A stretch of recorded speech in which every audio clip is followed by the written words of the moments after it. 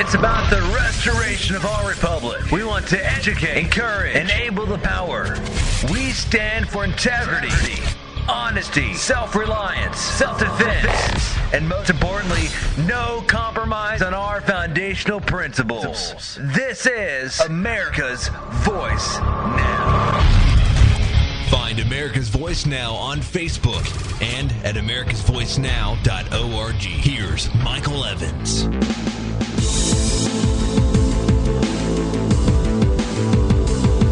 Good morning, America. You're listening to America's Voice Now. My name is Michael Evans. I'm going to be your host this morning. To think of it, I'm your host every morning. We do this radio program 5 days a week, Monday through Friday. We broadcast live at 8 a.m. We carry that program through till about 9:45, commercial free. We do take a couple of breaks in between to allow the commercials to be inserted later, but you don't have to suffer through them, shall we say. We do have an opportunity for you to find the program not only on audio, but also on video on our website. You can visit us there at americasvoicenow.org. You can also find our program where it's broadcast live, and that is on an audio podcast that is run on Patriot FB. That's Patriot, F like Foxtrot, B like Bravo. Join over at patriotfb.com.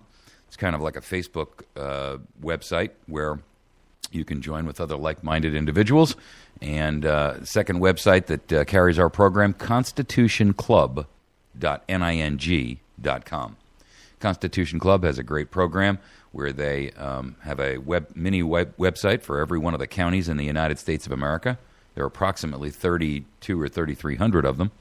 And so it gives you an opportunity to meet other local folks in your community area that you can network with. Also, the Citizens Action Network proudly supports and carries AVN material. We'd like you to participate with those folks as well. So we also broadcast the program at midnight to 2 a.m., and that's broadcast on Big Country 99. That's Rooster Radio here in south central Missouri.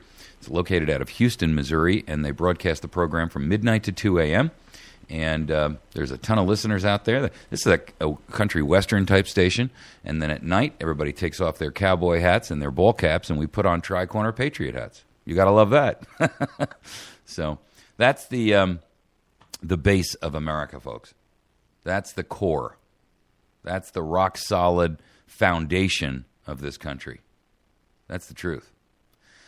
We're going to cover 4 topics this morning. Breaking news, the EPA has gone rogue, as if that's news, but it gets worse. They actually have a private secret police organization, and according to their own inspector general, they have been out there actively seeking to undermine investigations and to obstruct investigations into the EPA's activities. Ladies and gentlemen, this is unconscionable. And, I mean, the EPA is guilty of a lot of sin. But this one has a whole different tenor and tone to it. Let's mark this one up as scandal, 275, maybe 288, 200, maybe 350, I don't know. There's so many scandals in this administration, you can't keep track of them all. But this president has created a rogue law enforcement agency dubiously called Homeland Security, not to be confused with the other Homeland Security. No, I'm not kidding you. That is functioning directly under directly under the White House. And I got to tell you, when you hear this story, the top of your head's going to come off. Our second topic. Hillary Clinton says guns must be reined in, and New Jersey follows orders. Their Senate committee just passed a limitation on 22 rifles. Yep, 22s. The endearing plinker rifle of every family, the learning tool of every young boy and girl who's learning how to safely handle a firearm, how to fire and shoot. The bang stick that every kid has ever hunted a squirrel with, it's just ridiculous. And they're harking it back based upon an argument that they can make for Clifford, who got shot in Arizona how many years ago? I mean, I'll tell you what. I'm so sick and tired of knee-jerk reactions from elitists, statists, and self-serving scum. I could vomit. Our third topic, ethanol. Another EPA mandate. I guess I should have had this behind the EPA segment. It destroys engines. It raises prices. It ruins farming. And it's a cause of global starvation. So why are we promoting it? I mean, what's in this deal with ethanol? Why are we ruining our engines? For what? We're going to talk about it, and you're going to find out some stuff you didn't know. Segment 4. The VA whistleblowers are exposing murder. And I'm using the term in its truest sense. I mean it literally. The VA whistleblowers have come out and they have exposed murder. It hasn't been called that yet. You watch and see. We need more of those. We need more whistleblowers, just like these brave souls. Kudos to these people who are coming out of the VA and exposing this. But we need them in every administrative agency in the nation. We need stalwart Americans who are willing to stand up and say, I'm sorry, but even at the cost of my own safety, even at the cost of my own fiscal or financial obligations and my own fiscal health, I'm going to do the right thing. That's what makes a patriot. In the beginning, the patriot is hated and scorned. But when he succeeds, the others join him, because then it costs nothing to be a patriot. Mark Twain. All right, let's get into our first story. I got to tell you, folks, this is just over the top. The EPA is being investigated by their own inspector general.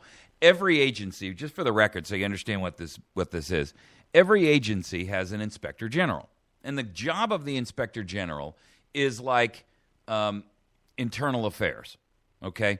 And so these people are,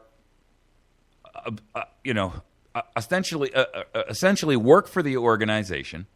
They are supposed to be visible to, or everything is supposed to be visible to them so that they can do oversight from within. Because, Congress isn't sitting there every day in headquarters listening to the plotting and the planning and the scheming and the conniving and the skullduggery going on in literally thousands of federal and state agencies. So every agency has an IG. One of the biggest problems is, as an example, Department of Homeland Security's IG is actually being accused of being so cozy with the executive heads of that agency that it's not doing its job. Not surprising there. That's why I have called for a slightly different program, and I don't want to get off on a side tangent here, but I have called for a citizens ombudsman. And so you understand what that is. That's an IG that works for us, not for government. And I'd actually pay taxes for that. Okay? These are citizens who have 100% full security clearance and access to everything. And they work alongside the AG in a rotating schedule, so nobody gets a chance to be bought off, corrupted, misused, abused, what have you. And they don't report back to Congress. They report straight to us. I'm all for that. And I guarantee you we'd see a cleanup movement that would sweep this nation. You'd see fraud. You'd see abuse. You'd see waste. You'd see corruption. You'd see bribery. Stop. Guaranteed. Because heads would start to roll. Imagine an ombudsman who would come out and say, yesterday I closed an investigation that I've been doing independently that says XYZ or so-and-so within this administrative agency has been abusing their authority. Wow. I mean, let's just call it like it is. No political doublespeak, no, nonsense. Just call it like it is. I'll volunteer. I'll be one of the first ones. Fox News has an article out there. Rogue agency? ? EPA is under fire for allegedly obstructing investigations. Well, Fox News has severely understated this headline. And it would be funny if we weren't talking about the future of private land ownership, private property ownership, both base tenets of our constitutional framework and our Republican form of government, the destruction of whole industries and literally tens of millions of jobs, the ruination of our nation's energy mechanical systems, and the open and enterprising free market that feeds it, and the cavalier abasement of our entire constitutional foundation. About the only thing these people haven't abused is the Second Amendment, which if they had any opportunity to, you can bet your bottom dollar they'd have their thumb in that pie too. But they block free speech. They violate your Fourth Amendment. They violate your Fifth Amendment. They don't give you a jury trial. You go before an administrative law judge who hears you but works for them. What do you think he's going to find? I'll lay bets on that one, and I'm not even a gambler. It gets worse. All of this while they're running a secret police force. Secret police. That their own, and by the way, for the record, their secret police force is called Homeland Security. Now, it's not to be confused with the other treasonous Homeland Security, the one that has literally 22 agencies underneath it, the too big to fail Homeland Security. This is a different Homeland Security that works directly for the White House. And here's the worst part. It's wreaking equal havoc among the nation wherever it can go. There are 10 employees run directly from the White House, but overseen by the Tyrantress who runs the EPA. And even their own IG, their own Inspector General, calls them a, quote, rogue law enforcement agency. Wow. That, ladies and gentlemen, scandal what? 369? The office has 10 employees, and it's overseen by the EPA Administrator, Gina McCarthy's office. And the Inspector General's office is accusing her and her office of operating illegally as a rogue law enforcement agency. Now, this is the little-known office of Homeland Security within the EPA. Excuse me? Clarify for me what the EPA and Homeland Security have to do with each other. That's kind of an oxymoron. I mean, the two aren't even connected in any way, shape, and form. One is not security. One is supposed to be environmental protection, not national security.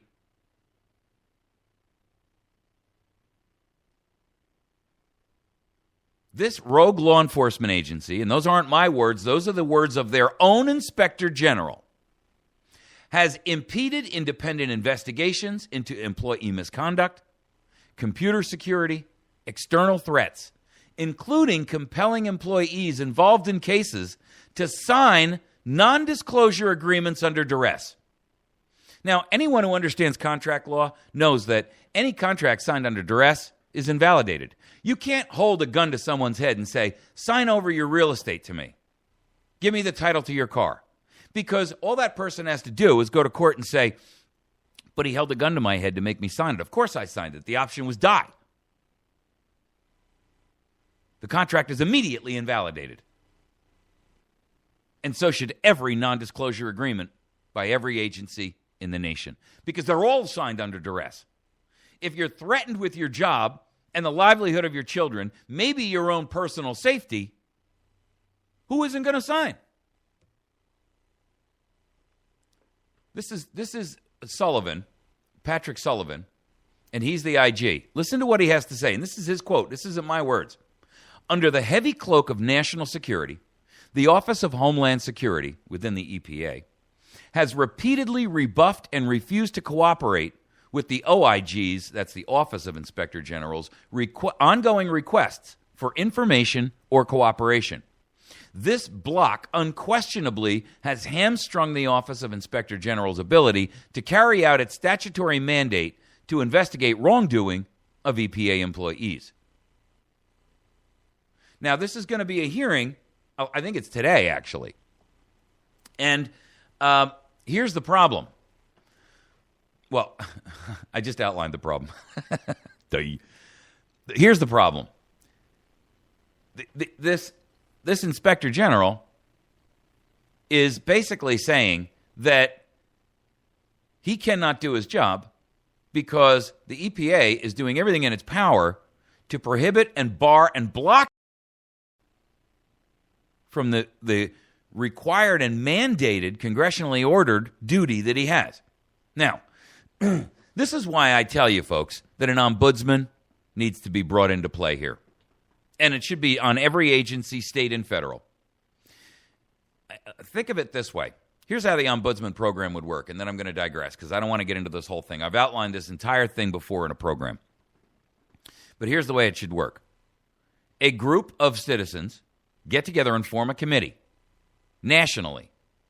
And this committee is made up of retired and retired individuals who are, for all intents and purposes, willing to go in there and for the cost of their expenses to be covered, and maybe a very, very minor stipend, spend their time overseeing and looking over the shoulder of every one of these agencies that's out there. And they don't report straight to Congress. They don't report to the government. They report to us through a website, the Civilian Ombudsman Program. There you go. They have 100% clearance, and in fact, you can even get people who have come from walks of life where they would ordinarily understand the implications and the job duties and the functions and the mechanics of each agency's job. So if you've got somebody who needs to look out for the EPA or be an ombudsman for the EPA, then they should have a background that enables them to understand what the EPA's function and role allegedly is. I'm telling you right now it's unconstitutional, but we can't get rid of them until we can prove to America that they are our oppressor and not our savior. The best way to prove that they're your oppressor is to have an ombudsman program that comes out here and exposes them daily in the press, in the media. And if the media and the press won't cover it, that's fine. America will begin to look at the ombudsman program just like the Drudge Report. You log on there, and there's an ombudsman report from the FCC, another one from the EPA, another one from the USDA, another one from the FAA, another one from this agency, Border Patrol, or that agency. You want to see how fast America takes notice? You want to put the Drudge Report's numbers to shame? There you go.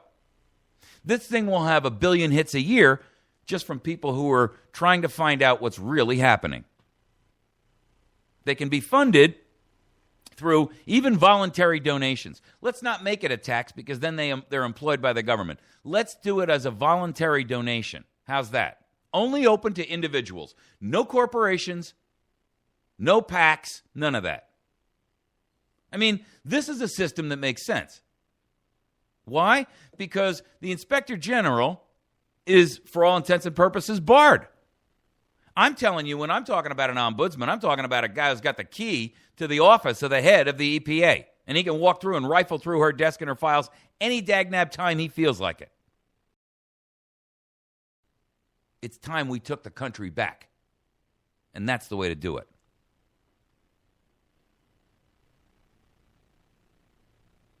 The Inspector General, Arthur Elkins, Jr., was appointed to lead the office by Obama in 2010. However, it's an independent office within the agency expected to be outside of political influence. Yeah, right. Come on. See, that's the point. There is no such thing as outside of political influence if they work for the government. If they're paid by federal government, that's it. It's done. There's no objectivity, and there's no accountability. Even if they have the right intention, it's always hanging in the back of their mind. Well, how's this going to affect my career? That's why I want retired people. They don't have a career motive. It's disturbing that even investigations by this administration's own nonpartisan watchdogs are being blocked by political appointees, said House Oversight Darrell Issa. EPA's Office of Homeland Security was set up in 2003 by an executive administrative order, and has no statutory authority to conduct investigations or to enforce the law. Doesn't matter, and it doesn't mean that they're not. Sullivan's opinion is backed up by a staffer in the Office of Compliance and Enforcement Assurance, but the agency has not issued a legal opinion on the office's role. Since July of 2012, in an agreement with the FBI, it has been the primary contact on all investigations with a connection to national security. The dispute between the Inspector General's office and Homeland Security Office came to a head last year. Republicans in Congress investigated the agency's handling of John Beale, a former deputy assistant administrator, pled guilty in federal court to stealing $886,000 between 2000 and April 2013, claiming he was working undercover for the CIA, and the EPA knew it the whole time he wasn't, and they never investigated to verify he wasn't. The Beale case was initially investigated by Homeland Security Office months before the IG's office was made aware of it. Here's the point. Ladies and gentlemen, the EPA needs to be disbanded, as does the other Homeland Security. Don't misunderstand what I'm saying at all. The other Homeland Security is just as bad. This is the agency that's too big to fail. The irony of this statement should be lost on no one, by the way. They are the root cause of most of the law enforcement militarization that's happening today in the United States. And they are the private army, 22 agencies underneath the massive umbrella of DHS. They are the private army that Obama promised that he would utilize to sidestep the public issue of the prohibition under posse comitatus. And they are fast becoming the secret police of our nation, the KGB, the Stasi. Any president, Congress, or judge that is worth their salt would immediately disband this entire operation. The truth is, America, we're all going to let this stuff go until this comes to a bloody head.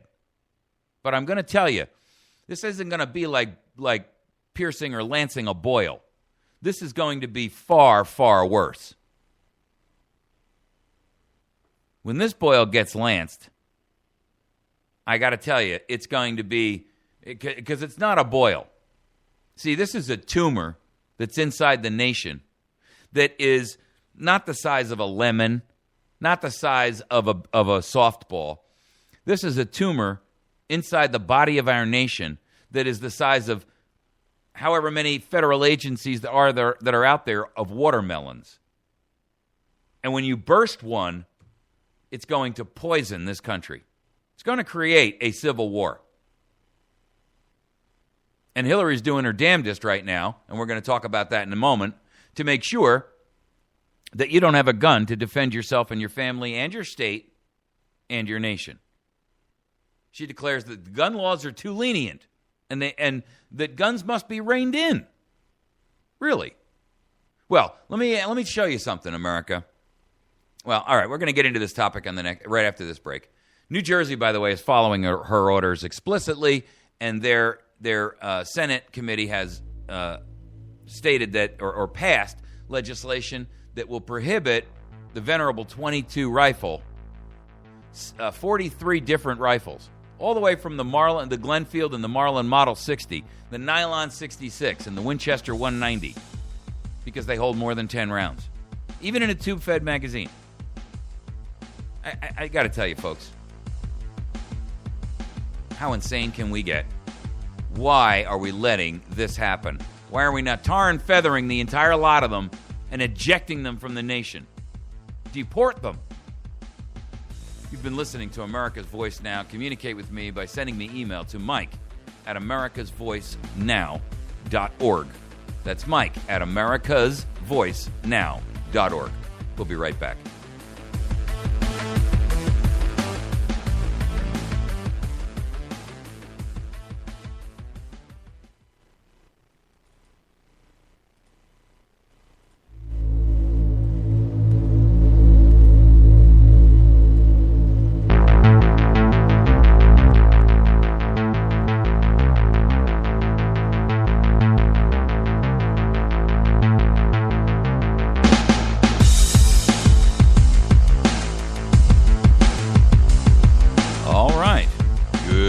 America. You're catching America's Voice Now, and we are broadcasting live this morning. If you're joining us on our website, glad to have you out there. That's great news. I see folks out there from all over the country: Philadelphia, Bethesda, Maryland. I see folks out there in, of course, hometown West Plains. I see folks out there in Little Rock. I see folks out there in Lincoln, Nebraska. I see folks out there on the West Coast in California. It looks like up and around the Seattle area. I see folks out there in the Chicago area and the upper Midwest. Got folks down there in Texas and Arizona. Folks down there in Florida. Good morning and thank you. Up, looks like Maine. Hey, I got to tell you, we've been seeing a lot about the diminution of your gun rights in states like Connecticut, and states like New York, and states like Colorado, and states like New Jersey. Well, on May 5th, 2 days ago, the New Jersey State Law and Public Safety Committee passed a Senate bill that will ban, it's called SB 993. So if you live in New Jersey or anywhere near there, if you've ever even smelled New Jersey or passed by it, if you've flown over it, call up state senators and tell them if they pass SB 993, it will be an act of treason. There you go. That's too harsh, you say. That's too harsh. You can't say treason to a senator and a congressman. The hell I can't. That's your job. They passed the ban against magazines that hold more than 10 rounds. Here we go again. And all 22 rifles, along with other guns that have a fixed magazine that holds more than 10 rounds. So, let's see. Let's take the venerable 22 rifle that has been handed down or given to every kid since time immemorial, that every kid has used to learn how to plink, learn how to shoot. I mean, this is something that the Boy Scouts teach kids how to shoot. The Appleseed program teaches kids how to shoot with 22s.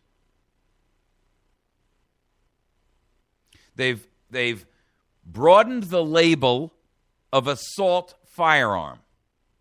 Not assault weapon, assault firearm. And it now includes 22 rifles with a fixed magazine that exceeds 10 rounds.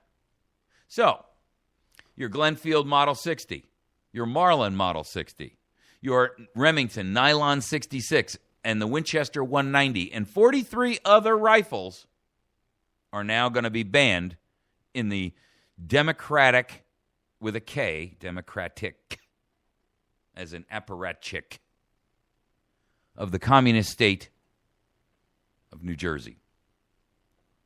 It's been sponsored by State Senators Loretta Weinberg and Nia Hill. Here's what they have to say. This bill is in response to the horrific tragedy in Arizona, where the assailant utilized a large-capacity ammunition magazine that resulted in the death of 6 people and injuries to 13 others, including Arizona Congresswoman Gabrielle Giffords. So we're going to ban them, and we're going to, based on the incident of involving one individual, we're going to prohibit millions from having access. Is that so? Might I remind those 2 retards, morons, nincompoops, idiots, damned fools. The Second Amendment says, a well-regulated militia being necessary to the security of a free state, comma, the right of the people to bear arms, to keep and bear arms, shall not be infringed. What does that mean?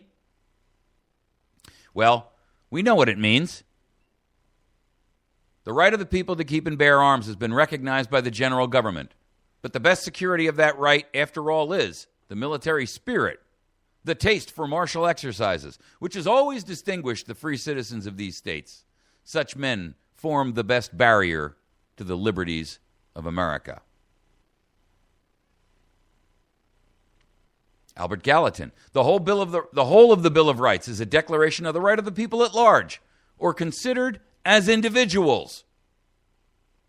It establishes some rights of the individual as unalienable, and which consequently no majority or state senator has the right to deprive them of. No free man shall ever be debarred the use of arms, Thomas Jefferson. See, we know that the premise of every elitist, oligarchy-minded government is to disarm people so that they don't have the ability, the wherewithal, to defend themselves. And like all bullies, weakness is a tempting treat to tyranny. You know, I tire of hearing people say, we need a strong national government, and we need a strong policy to make sure that everyone understands the United States of America should be respected overseas. We have to have a strong military. Then they turn around and say, well, I think common sense gun control does make some sense now. It's the same principle. You can't disassociate the two. The bullies overseas are no different than the bullies in D.C. or in your state capital. Weakness compels a bully to be abusive. Always has, always will. When you stride around in your mincing little steps and you walk around like, oh my goodness, I am so afraid someone's going to accost me, you will be accosted. When you lengthen your stride and you put a little bit of swagger in your step and you walk around situationally aware and you look that person in the eye, 9 times out of 10, he's going to avoid you and go look for the mincing little victim.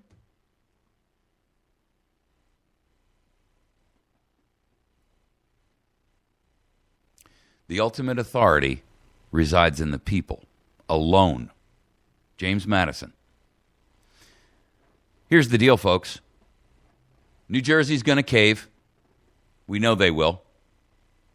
Because people in New Jersey, I'm going to tell you a little story. I used to live in New Jersey, just to highlight the inanity of this entire thing. I used to live in New Jersey. I was born there, spent most of my adult life there, and all of my childhood. I used to live in a community that was a suburban, McMansion neighborhood. Everybody had their little postage stamp. You could almost reach across and tap on your neighbor's window to borrow a cup of sugar, but it wasn't quite that bad. And I was always a shooter. And I had taken my son and my daughter to the range one day. And coming back, I'd walked into the entry foyer. I'd brought these rifles back, and they were in cases, but we had, 4 or 5 of them. And we brought them back. We used to go to this range that was fairly close to the house, and I'd laid them right there in the entry foyer while I was going and getting stuff in and out of the truck. And one of the neighbor ladies came over, and I had my youngest son at the time was very young, and she brought this other kid over so that our kids could have a play date. Whatever. Well, she took one look inside that door and saw, 4 or 5 rifle cases and bags, hard cases and bags, lined up there. And she immediately scooped off. I kid you not. And she said, I can't have my child in a home with weapons, firearms, guns. That's dangerous. Well, first of all, they were sealed. None of them were leaning up against the wall with a magazine hanging out of them. But moreover, at the time, these kids were 1.5 at best, 2. They were crawling. They weren't walking, maybe toddling about. The absurdity of that is exemplified in literally millions of residents of New Jersey. They fear an inanimate object. Not the person behind it, the object itself. That's like fearing a brake pad. That's like fearing a wrench. The wrench cannot get up and thwack you over the head. Not by itself.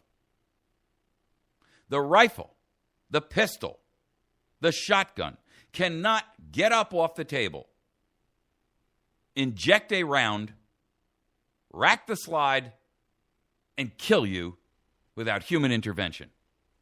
I'm going to prove it to you. I want you, assuming that you have a weapon, and I'm speaking to the liberal crowd here, I want you to take a weapon and I want you to load it. And I want to go even one step further. I want you to pull the hammer back and I want you to cock it so it's ready to fire. Then I want you to lay it on a table and I want you to leave the room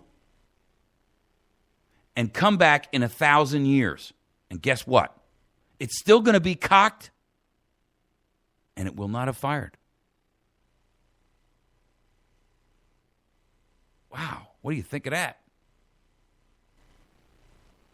1,000 years from now, that will still be sitting there. And it will not have injured anyone or anything. Bugs might actually be living in the barrel by that time. Safe. Completely safe.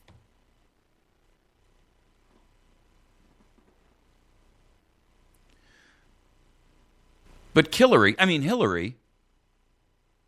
in a May 6th speech to the National Council for Behavioral Health, she's making a case that the gun laws are far too lenient and need to be reined in. Let me tell you something, America. I want to just point something out to you.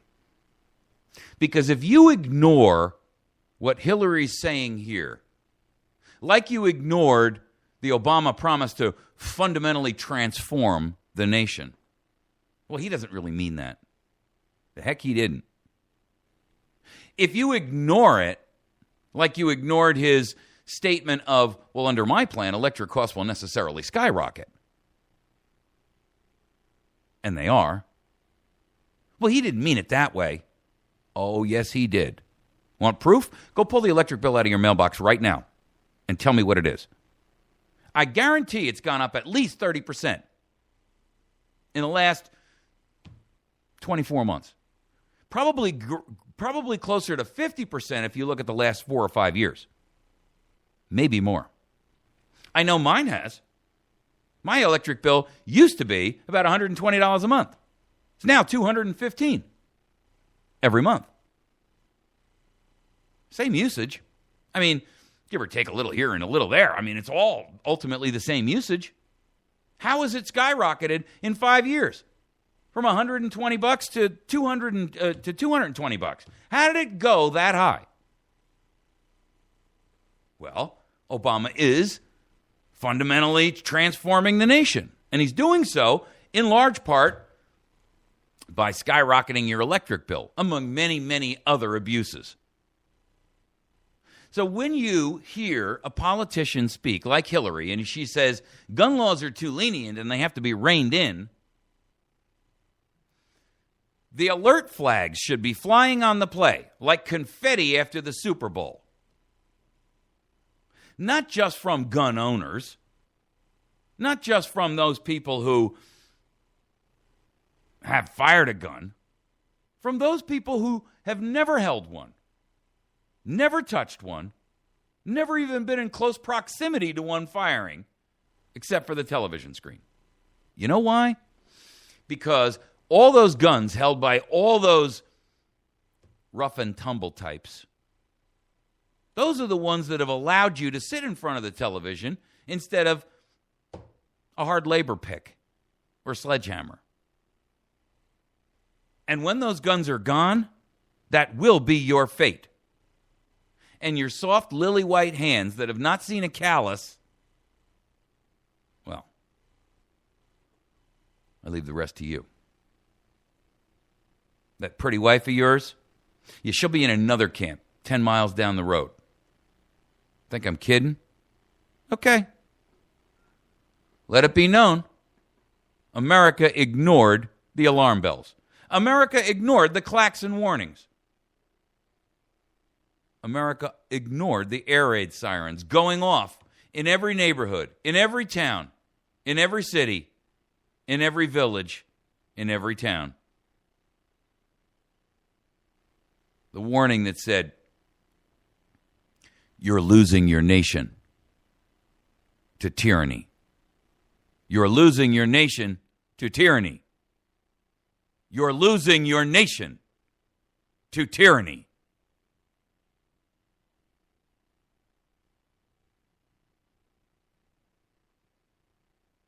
when you put Hillary up on the pillory and you allow her to become the next president of the United States, and she is the next tyrant, assuming that this one actually leaves, to hold, and by the way, this isn't an analogy I've generated all on my own. They themselves, Barack and Hillary, have used the analogy that I've used, although I started using it first. That of a series of relay runners who hand off the baton to the next racer.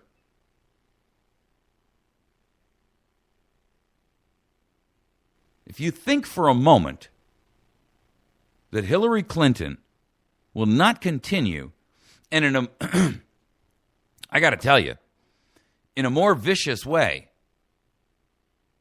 than even Barack Obama, the complete and utter failure and destruction of America. This is a woman who has a savage streak in her that's as wide as the Mississippi. This is a woman who is bitter and filled with hatred. She is blinded by ambition, drunk with power, and she is manipulative, conniving in a way that we have never seen in this country. I have no problem with a woman being president. I definitely got a problem with this woman being president. And I'm telling you right now, she'll get the same passes from the mainstream Ministry of Propaganda that Barack Obama got. Him because he was black. She because she's got the right biological parts. Are you telling me that a woman can't be as great a tyrant as a man? What kind of an idiot are you?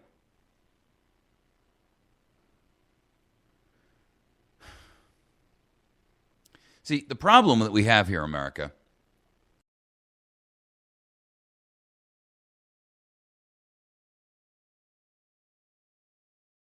mean that.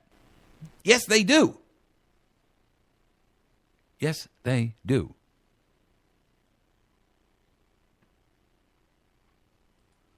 I got to tell you, Homeland Security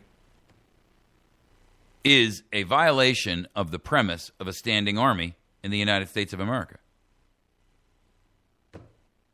You can argue that it's not, because it's made up of all these different agencies. That's not the same thing.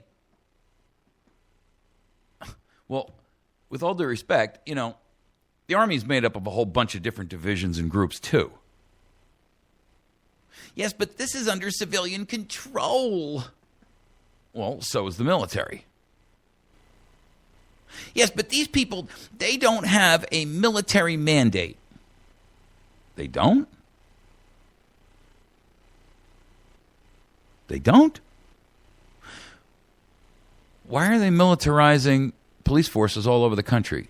I mean, down to the small towns where, a town of 5,000 people is getting a MRAP. If they don't have a military mandate, then what's that all about? They're getting those from the Pentagon. No, they're not. They're getting those from Homeland Security. Who's getting them from the Pentagon?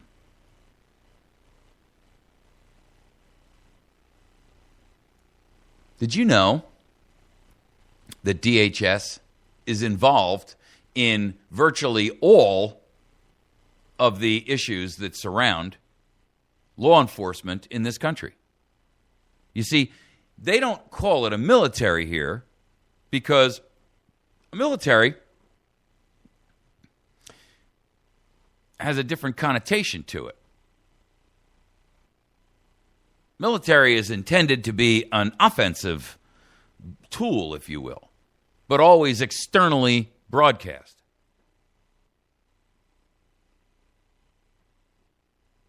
But DHS is involved in all of the law enforcement and crime prevention efforts that are being done here in the United States.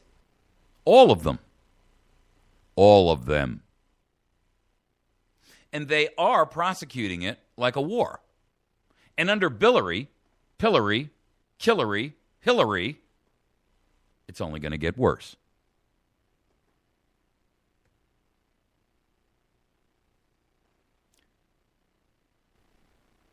You know, there are times I sit here and I say to myself, who is not cognizant of the approaching cataclysm? Who cannot see the storm clouds rolling in? Who cannot see the lightning? Who cannot feel and hear the thunder rumbling? Who cannot recognize that it has moved closer?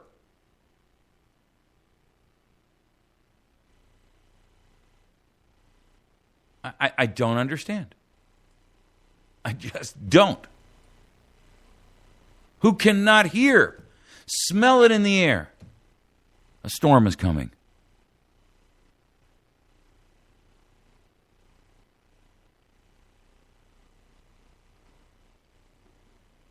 I would posit the idea that only those who either, one, have an axe to grind and something to gain, or two, are in 100% delusional denial, like a drug addict. I don't know how we'd have life without law enforcement. That's because you've been indoctrinated to believe that you can't live without it. It's the same thing Marlboro's been telling you for nigh on to 100 years. But you broke that habit because you realized it was bad for you. I mean, you know, there are some things. You know what self-control is? Self-control is when you know you can do something and you choose not to. Well, in this case, it's time for us to exhibit some self-control. And just because something looks fearful to us doesn't mean that we should run from it. You see, you've been indoctrinated with fear for so long that you have lost the capacity to think, what will my life be like without this fear? What will my life be like when I can determine my own future? And people like Hillary and the Senate committees in New Jersey, they're determined to make that happen. They're determined to keep you fearful. Fearful to rise up and say, not today. Not me. Not my family. No way. No how. They could arrest me. They can. Doesn't mean that it's right. Doesn't make it lawful. I remind you that it was illegal.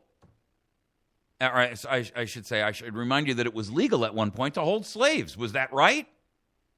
I mean, it was legal for a master to beat them, rape them, whip them, work them, starve them. Was that right?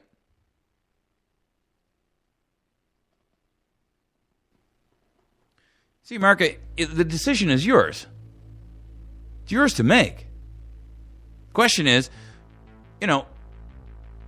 will you honor that which has been provided for you by those who came before and preserve it for those who come after? Or will you simply be the last of a long line of great Americans? You'll be the last one to hold the torch of liberty if you lay it down.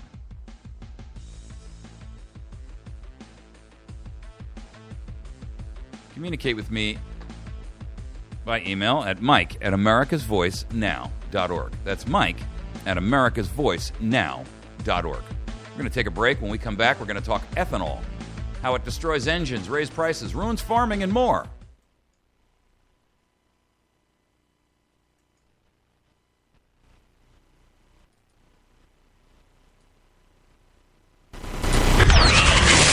It's about the restoration restoration of our republic. We want to educate, encourage, enable the power. We stand for integrity, honesty, self-reliance, self-defense, and most importantly, no compromise on our foundational principles. This is America's Voice Now. Find America's Voice Now on Facebook and at americasvoicenow.org. Here's Michael Evans.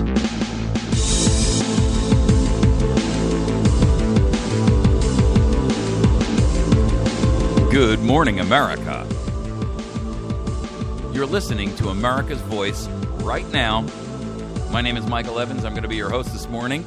You're joining us halfway through our program, and I'm glad to be here with you, and I'm glad that you've decided to join us.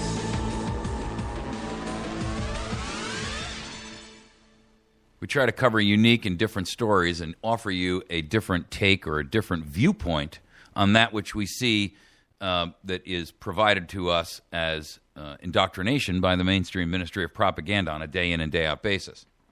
There are plenty of alternative media out there, and oftentimes really what it requires is that you do a little bit of due diligence and find it.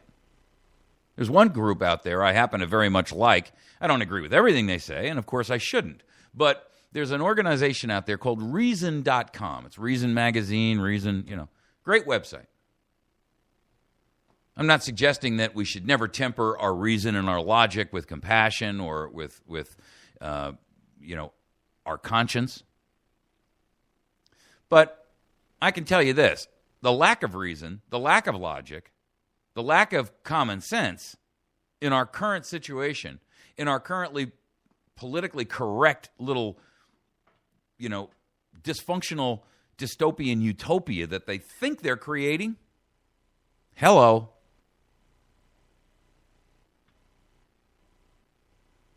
So the question really is, why and how should we view that information that is around us? Well, for starters, you got to be able to, from time to time, look outside of what you perceive to be the media.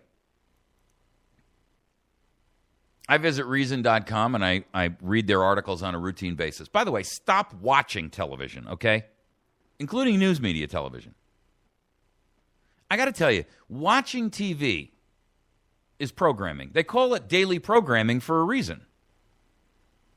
Just like Obama said, under my plan, your electric prices will necessarily skyrocket, and I intend to, fundamentally transform America.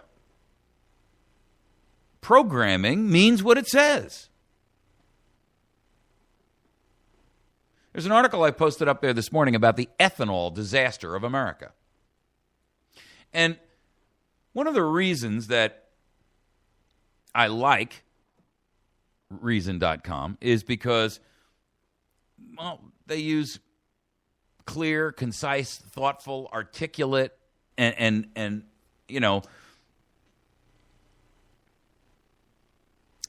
they use common sense.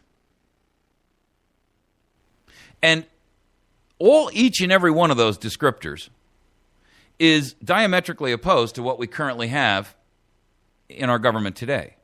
I mean, you got to ask yourself this question. Is government clear with you? Hardly. They're very unclear. In fact, it's obtuse. It's opaque. Why? It's done on purpose.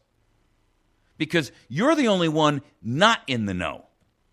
Anyone who needs to be in the know, or who is in the know, is on the inside. You're on the outside. And the glass is frosted over so that you can't see the party going on inside. You're just told that you have to pay for it all and live under whatever they decide in there. It's never concise. I mean, ask yourself, is law concise? No. Yeah, we've got the Federal Register that has, 75,000 pages. It's not concise. You need an accountant to figure out the tax laws. Why? Because it keeps accountants in business? You need lawyers to help you get to a court. Why? That's not what the intent of courts were.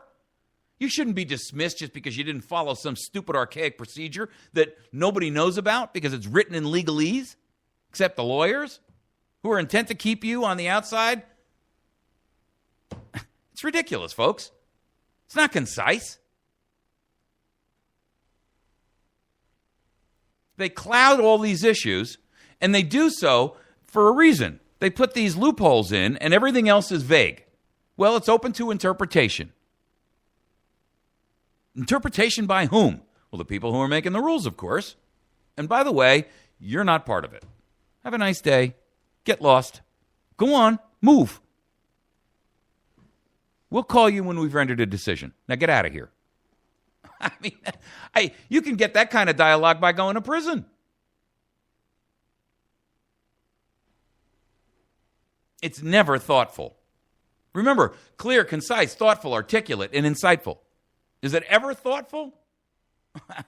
That's a joke. It's not thoughtful because if it was thoughtful, they would close these loopholes that they leave. They wouldn't have the capability for end runs around everything.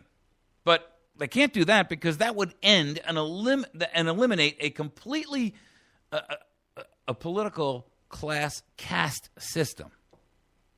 An insider caste system.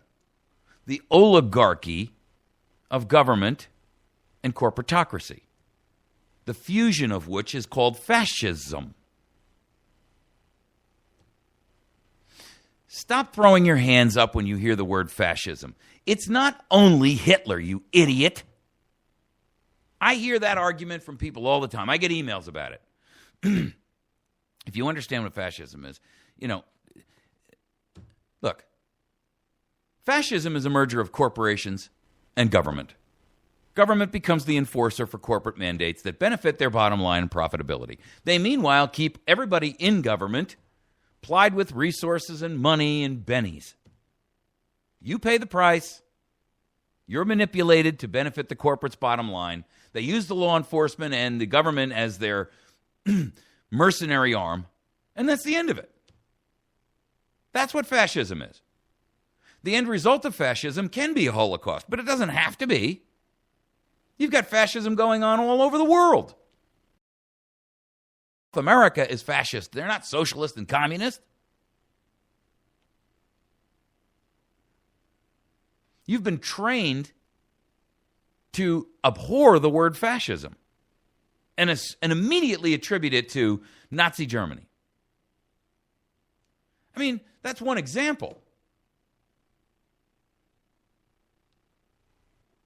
If I said car, it wouldn't automatically force you to think Ford. Maybe you like Chevy. Maybe you think Dodge. Maybe you think GMC. You see, it's a word association game that you've been taught can only mean one thing. I'm never saying fascism is good. It's never good. But you shouldn't look at it and immediately run from the conversation because of the word. It's not thoughtful because if it was thoughtful, fascism wouldn't be the end goal.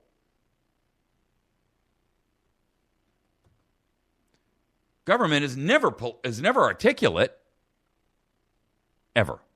Remember, the goal here was clear, concise, thoughtful, articulate, and insightful. Is government ever articulate? Have you ever listened to these dolts who call themselves the best and the brightest that the nation has to offer on television when they're being interviewed? Articulate would hardly be the word I would use to describe these people. I mean, half of them can't string 10 words together in a clear sentence. Really. Look at the way they speak. They have no vocabulary. They have no clear presence in the ability to begin to take a topic and run it to the end. Now, many of you will say, well, that's on purpose. They're trying to be obfuscatory. Well, I get it. But then again, my point exactly. You can't be articulate when you're constantly trying to obfuscate. It doesn't work that way. Hello? It's never insightful. If it was insightful, you wouldn't be forced to apply trillions of dollars, literally trillions. I mean, our budget is $4 trillion a year.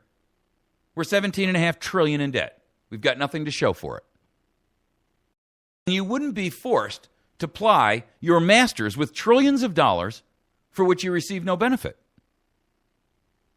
And they would see the obvious error of those ways if they were insightful.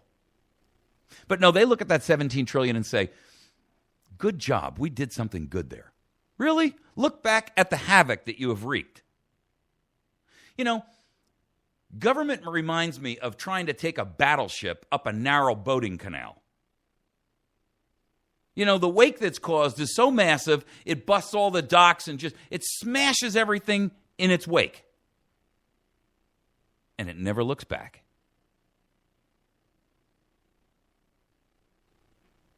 Does government ever use common sense? Never, ever, ever, ever, never, ever. Any 10-year-old can tell you that. Any first-year economics student could say, we don't follow a model here of capitalism. In fact, I can tell you this. There's not a single American alive right now who's ever seen true capitalism. Because what we have is a mixed version of capitalism. It's a mixed marketplace. It's capitalism peppered about by government who creates monopolies for the benefit of their cronies and supporters. That's it. They've been bribed to accomplish a task, and they complete that task. Not for your benefit, but for the benefit of completing the task which they've been paid to do. And it's never paid by you. You pay for all of it, but the bribe is paid by somebody to accomplish something for them. Special interest. That's not common sense. Any 10-year-old can look at it and say, well, he's got 10 apples, and he's got 2 apples. I'm going to go buy over there because he's got a better choice. And by the way, he wants a penny less per apple. If I buy all 10, I just saved a dime.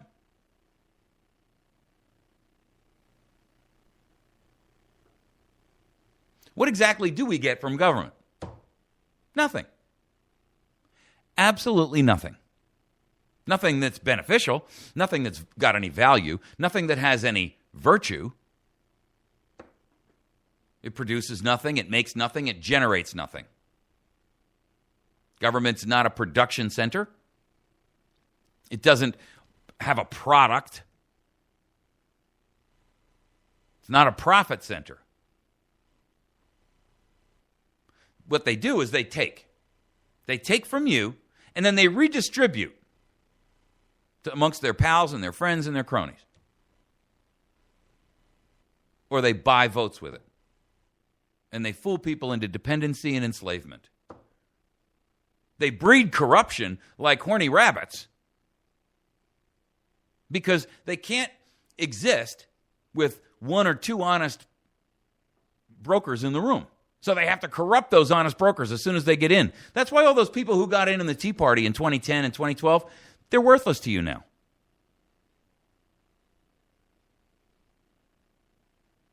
They're worthless to you. Our founders warned us about this, and we didn't listen. Instead, we took the small prize. We took the small prize. Do you want what's behind door number 1, door number 2, or door number 3? Or I'll tell you what, if you will just forego all 3 of those prizes, here's what we're going to do. Instead of that, I'm going to give you this $5 bill. And you look at those 3 doors and you say, well, let's see, that could be a dozen eggs. I don't know, $5 is more than a dozen eggs. And that door over there, I don't know, that could just be a sheet of paper. And, well, Jiminy Crickets, I could buy an entire ream of 500 sheets of paper and still have $3 left over if I just take the $5 bill. And that door over there, well, that door over there, I don't know, it just may have air behind it. And, of course, I lost the $5. I'll take the $5 bill. I'm safe. Then they roll back the door, and behind that door is a brand new Cadillac, and behind that door is a brand new job worth $250,000 a year to you. And behind this door is the ultimate prize, your liberty and your freedom, and the keys to door number 2 and door number 3.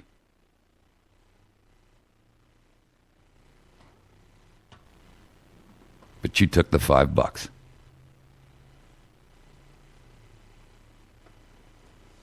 You took the handout. Took the easy route. And I got to tell you, America, what this is going to do is lead us to a second Revolutionary War. I'm not calling for it. I'm just pointing out the obvious. I had somebody send me an email the other day or post up, people who incite violence like you should be drawn and quartered and, whatever. I'm not citing violence. I'm just stating the obvious. I'm looking down the road, and I'm seeing the car wreck right there. And I'm saying if we don't hit the brakes, we're going to add to the 105-car pileup. And we're going to be car number 106.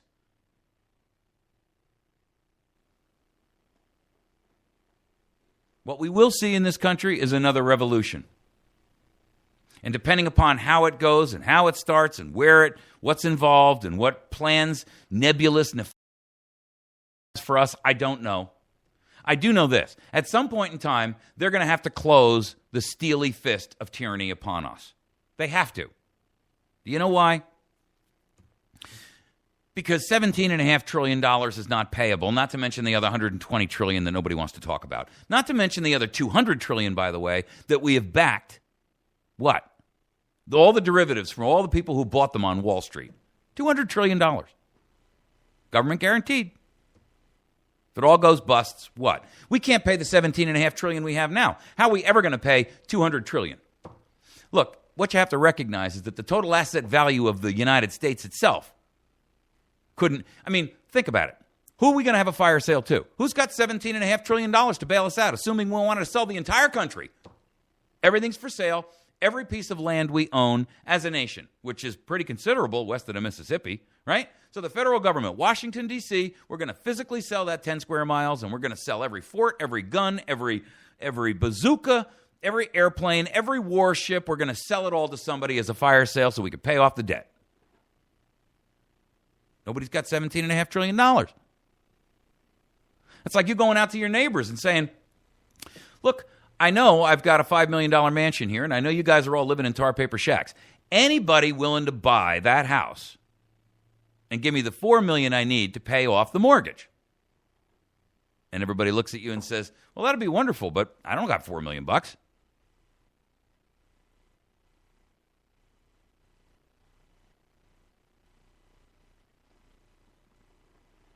They know that the debt is unsustainable and that our economy is being kept alive by false props. So this has to end fiscally. They also realize that there's a growing movement in the United States of people who have just had enough, and they don't like that. Not only is it a growing movement in the United States, but it's a growing movement around the globe, ladies and gentlemen. And everywhere you look, the peasantry are beginning to rise up.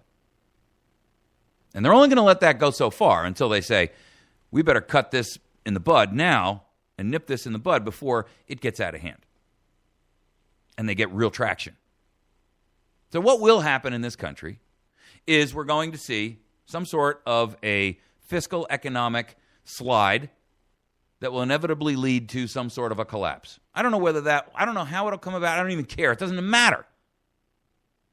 What I am telling you is that those of you who are unprepared will pay dearly.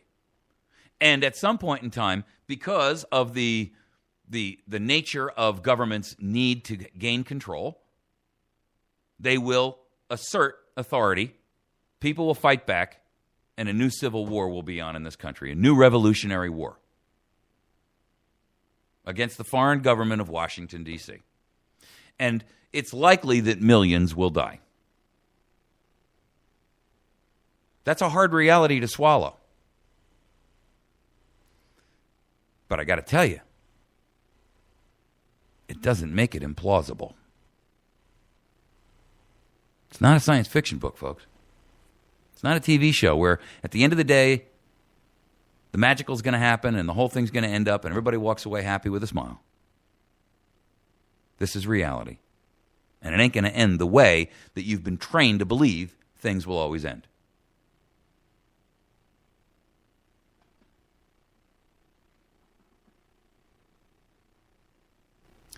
The truth is that we've been given all the truth we need to know. There's a guy named George Washington one time. You know what he said? Government is not reason. It is not eloquence. It is force. Like fire, it is a dangerous servant and a fearful master. And I'm here to tell you that we have not been good watchguards of the fire. That we've allowed it to get out of control, and that there's no way for us to now put it out. And it's not just threatening our home and our community. It's threatening our families, our very lives.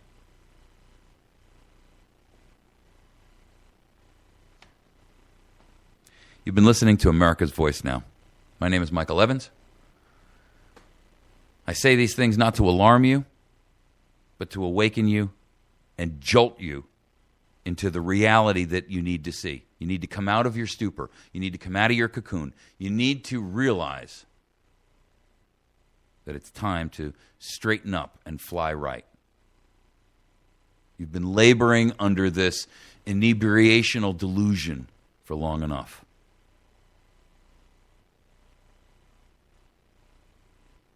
You can communicate with me directly at mike@americasvoicenow.org. That's mike@americasvoicenow.org.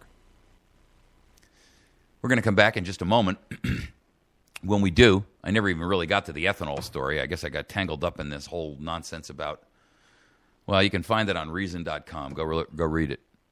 When we come back, we're going to talk about the VA whistleblowers who are exposing what you will come to know as murder. Right now, it's malfeasance. It will shortly become murder. Because I'm telling you right now, just because a bank robber walks into the bank and a lady dies of a heart attack doesn't absolve him of murder. We need more whistleblowers in this country, folks. Communicate with me, Mike@americasvoicenow.org. Make sure that you visit our sponsor, batterystation.com. It's batterystation.com. You can call them at 417-257-7799. 257-7799. Find them on the web at batterystation.com. We'll be right back.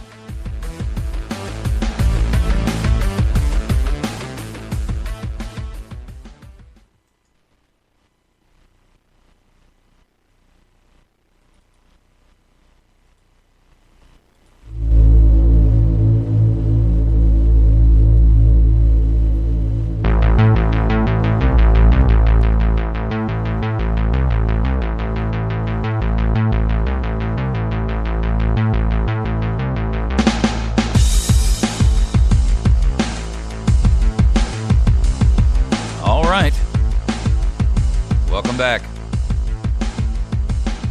You're catching America's Voice Now. We're in our last segment this morning. Hope you folks are riding out there with us on the web. Glad to have you on board. Those of you that are joining us on Patriot FB, that's Patriot FB like Foxtrot Bravo. Glad to have you out there. There's a group of folks that catch us there on that program. They find us from constitutionclub.ning.com. They find us from the Citizens Action Network. And they find us on Big Country 99 Rooster Radio from midnight to 2 a.m., Monday through Friday. We broadcast this program in an effort to educate and awaken, to educate, inform, to motivate and activate you. Motivate you to take action before things are too late. There are some days I think to myself, it's already too late. Then I see a bunch of patriots make a difference, and I say, maybe not. I'm no soothsayer. I don't have a crystal ball. But I do study. I do educate myself. I mean, I'm pretty on top of what's happening, not only nationally, but internationally. I can't say I'm an expert on anything. And I'm not, I don't get paid to do this. I'm not some kind of a professional broadcaster. I've not been to broadcasting school. I'm just a guy who, frankly, got sick and tired of waiting around for other people to say something. And I thought, well, gee whiz, I think I have an obligation to, get on the horse, ride through the city streets and say, they're coming. Hello, everybody wake up. They are coming. Thank goodness, as infrequently as it happens, we have other whistleblowers. But people who actually have an ability to make a major difference within their small sphere of influence, if you will, and sometimes a large sphere of influence. What do I mean by that? Well, perfect example of a large sphere of influence is the VA. The VA is responsible for the health care of literally millions of Americans who put their lives on the line for the country. Whether you agree or disagree with the military, I don't care if you're a liberal, I don't care if you're a conservative, I don't care if you're an agnostic, I don't care what you are. The truth of the matter is, those people had the right motivations when they went in and said they were going to do their duty for their country. If you think their motivation was any less loyal or altruistic than those people on Capitol Hill, you're fooling yourself. Those people on Capitol Hill and on your state's Capitol Hill, they're in it for the money and the power. It's not why people join the military. Got to tell you that. And these people, men and women, who have served their country loyally, faithfully, even times when there was no war. Many of them injured and wounded, doing the nation's duty. Whether or not you agree with we should have been over in Afghanistan or Iraq doesn't matter. These people went over there with the right spirit. I don't think we should have ever been in Afghanistan or Iraq either. But it doesn't take anything away from the men and the women who went over there when their nation called for them. Irrespective of whether or not their nation was misdirected, makes no difference. It doesn't take anything from them.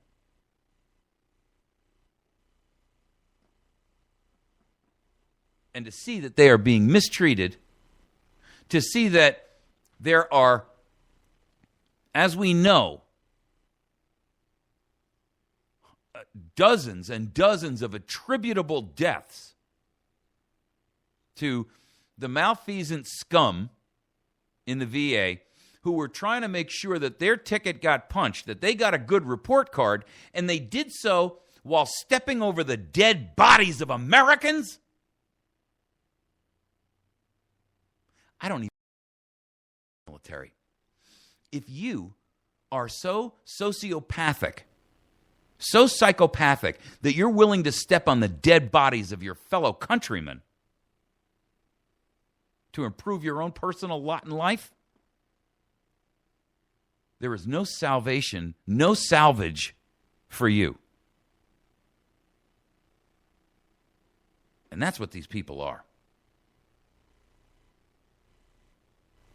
You're going to sit and tell me that somebody who's in the medical community and understands the implications of failure to treat a specific ailment cannot lead to death? Then you're not a doctor. I'm not a doctor, and I can tell you that if a guy calls up and he says, I've got a respiratory problem, and you put him on hold for 13 months, he's likely to have a tumor in his chest. And since you refuse to see him, the tumor grows and grows and grows until suddenly he's dead.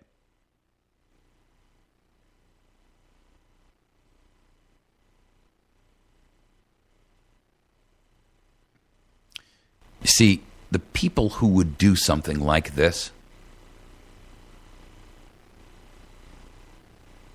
it's not whether or not they're military. Because if you are not military and you went to a hospital, if you've never served your country, if you are one of those people that has been a generational looter, you get treated free.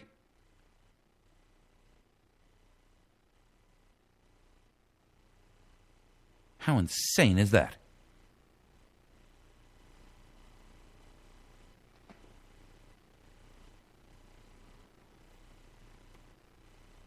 I mean, you got people who've never worked a day in their life.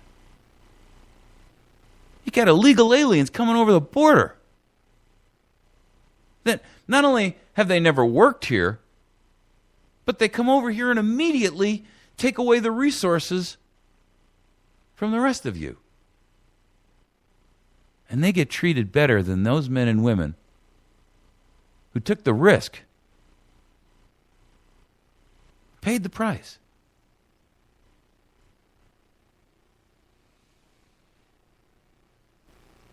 There's a Fox piece out there, Dr. Catherine Mitchell, and I wanted you to hear this. I'm going to play this for you. It's only about 3 minutes, three and a half minutes. And she's a whistleblower. Dr. Mitchell, I'm grateful to you. And I'm grateful to you as an American.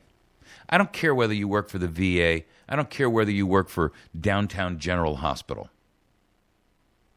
I'm grateful for you, and I'm grateful to you that you've had the courage to stand up and against your own self-best interest, you decided to take the risk and speak out.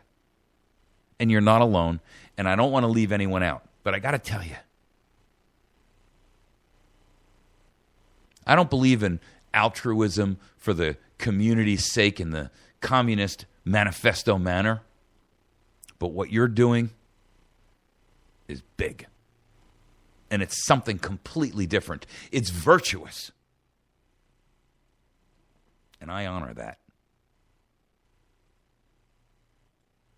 Here's the report. It's only 3.5 minutes. The problems at the VA hospital in Phoenix, Arizona, where dozens of veterans reportedly died while waiting for basic primary care. A longtime doctor there says the problems go much deeper than the alleged secret waiting lists. Dr. Catherine Mitchell is my guest today. She's known now as the second whistleblower to come forward. Dr. Mitchell, thank you so much for your time today.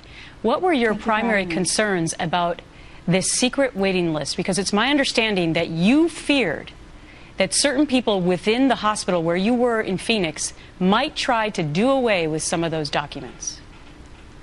Yes, Sunday night I was informed by an employee that I've known a long time that he had knowledge of a list that if management got a hold of it on Sunday night or Monday, that they would be able to internally erase evidence that patients had been waiting for a long time to get appointments.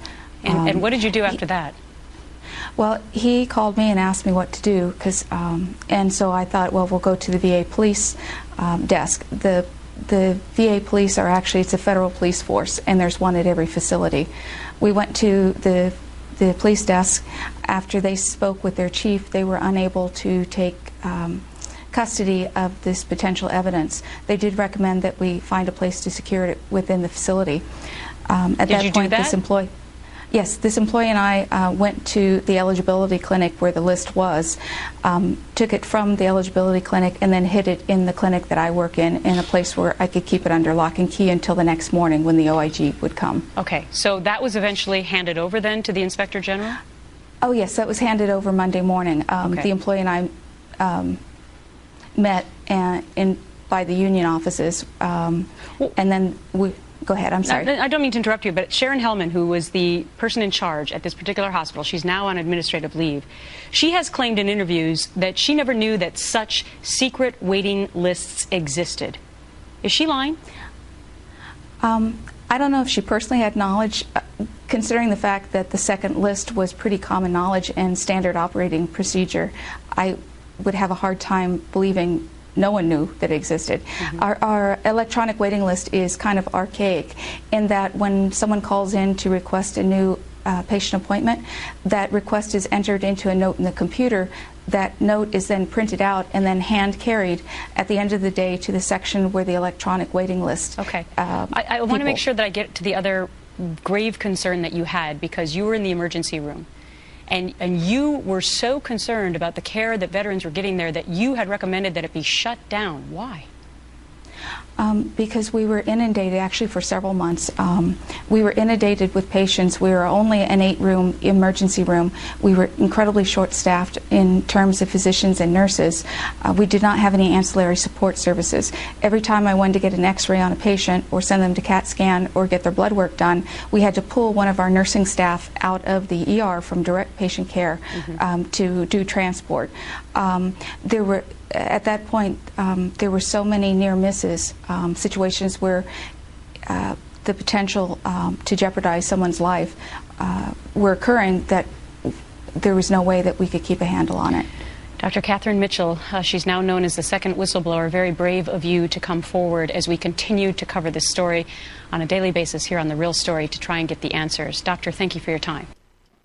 Ladies and gentlemen, when you have people within the Veterans Administration who are actively seeking, after being ordered, to preserve documents and a chain of evidence,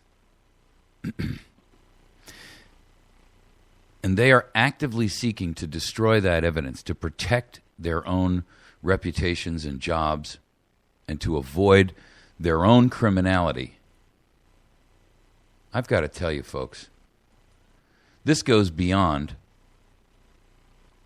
malfeasance. This is criminal conduct. And it is tantamount to murder. There are roughly 22 million veterans in the United States of America. 22 million. It's about 8% of our global or our national population.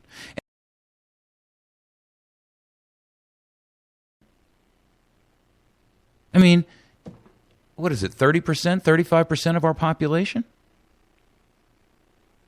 And we are actively thwarting investigations in an attempt to cover and protect a couple of people and their jobs?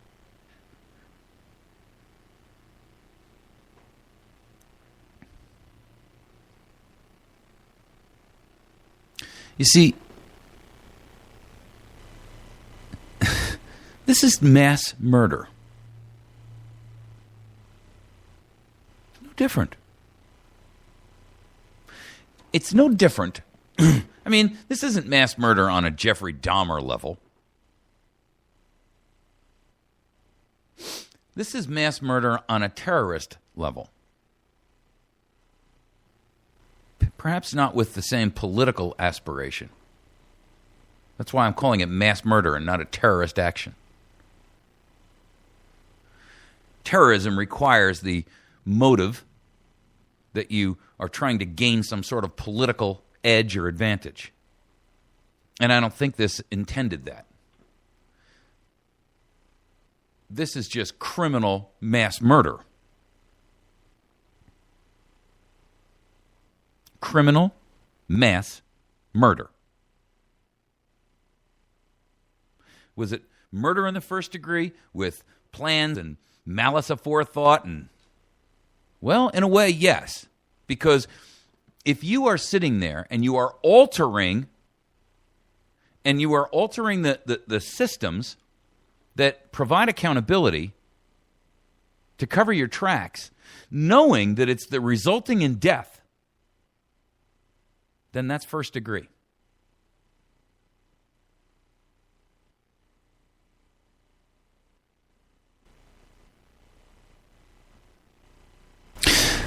The Veterans Administration is hopelessly, unsalvageably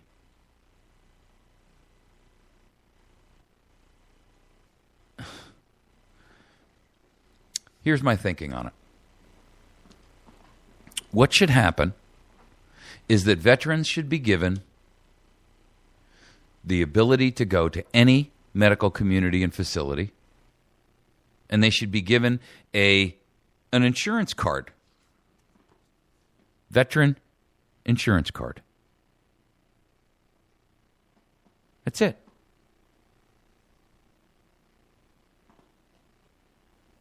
They go to the local hospital just like you. And the bill gets sent to the federal government.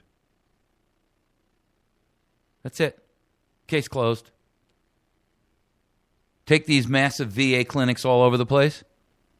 I'm not suggesting that you don't need specialty care for certain individuals because of their wounds. Absolutely you do. And some of it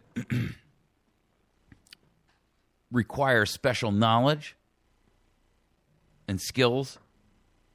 And so, when you've got amputees and things like that but I got to tell you, folks, I can't understand why the free market can't do a better job than government.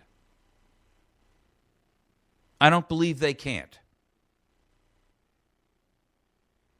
Even if it's for that evil motive of profit.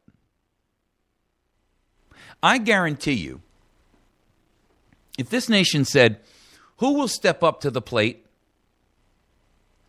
to take over the VA clinics and administer and run them like a for-profit system, and you're going to have to live on the amount of money that we would ordinarily pay for Medicare and Medicaid, I guarantee you 10 hands of the largest medical organizations in the country would go up. I'll take that challenge. You know why? Because they understand and they have a motive to accomplish the task. There's no motive for government to do right. As impure as profit is as a motive, it's at least a motive. Government doesn't even have a motive. Altruism, you say? Loyalty, you say? Patriotism, you say? Bunk. Tell me this woman who was in charge of this VA hospital was altruistic, loyal, patriotic. Please. Tell me all the people who cooperated, who knew that it was open knowledge that they had these lists. Tell me they were loyal, patriotic, altruistic. They were selfish, greedy, evil.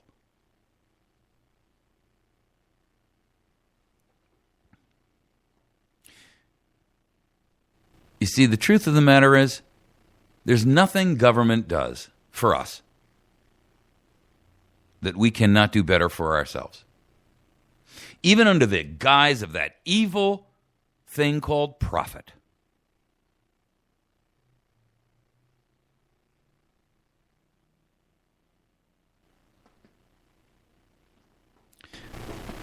The amount of money that we spend and the budget that the Veterans Administration, and I'm talking about the medical aspects of it now for a moment here. Let's just focus on medical for a minute, because I don't want to get veterans, who say, well, wait a second now, who's going to administer all the other aspects of our benefits? And there are plenty of them, and they're entitled to them.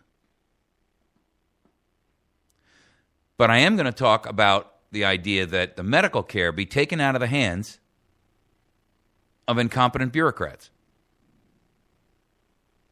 Now, I'm not saying that profiteers will be less incompetent, but I am going to tell you that, one, they won't be shielded the same way that government will, that a for-profit company will, just for their own benefit, do a better job. That maybe it shouldn't be one organization that takes over it all, but maybe it should be 10 organizations and let them compete. Because competition, that benefits everyone. And here's the simple caveat. If we find that this kind of activity happens again, and it's during the watch of organizations that are not government, we're going to hold the executive, the CEO, and the executive chamber, the chairman of the board, and the executive board, and the executive management personally responsible. And you are going to do time in prison. And if it turns out that it's a large death scenario like this, we're going to seek the death penalty on you.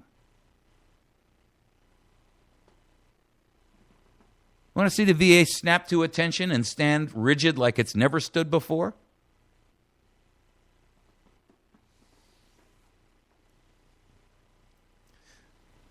But what we will see here, where's the IG, by the way? Where's the IG, the Inspector General, who's supposed to be monitoring every agency? That's why we need a civilian ombudsman program. Paid for by volunteers. Paid for by donations. How many Americans do you think would say, yep, I'll pay $10 a month for that? $10 a month. Pay it every month. You go whack my Visa or my American Express.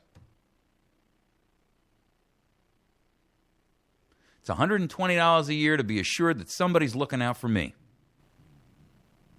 Make it tax deductible. Hello?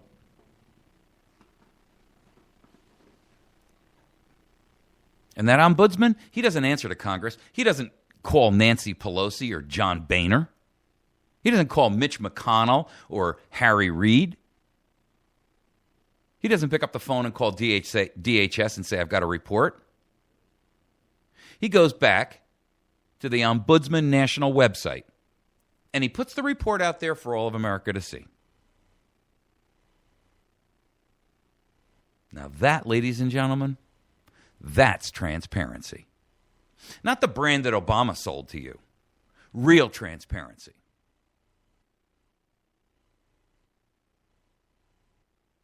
And the VA could do with a lot of that right now. I want to see perp walks.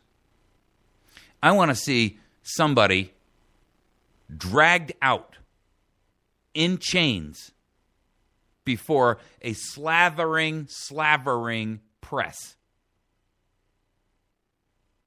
on this issue.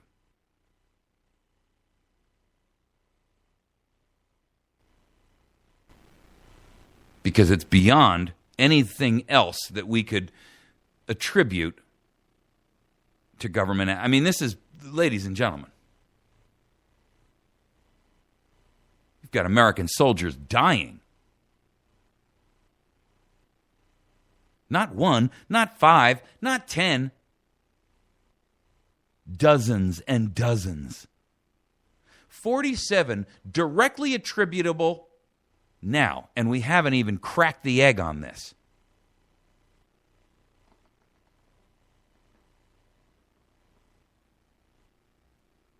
You've been listening to America's Voice Now. We're going to wrap our program for the day. Communicate with me at Mike at americasvoicenow.org. That's Mike at americasvoicenow.org. Please make sure that you visit with our sponsors and support those folks. They keep us on the air.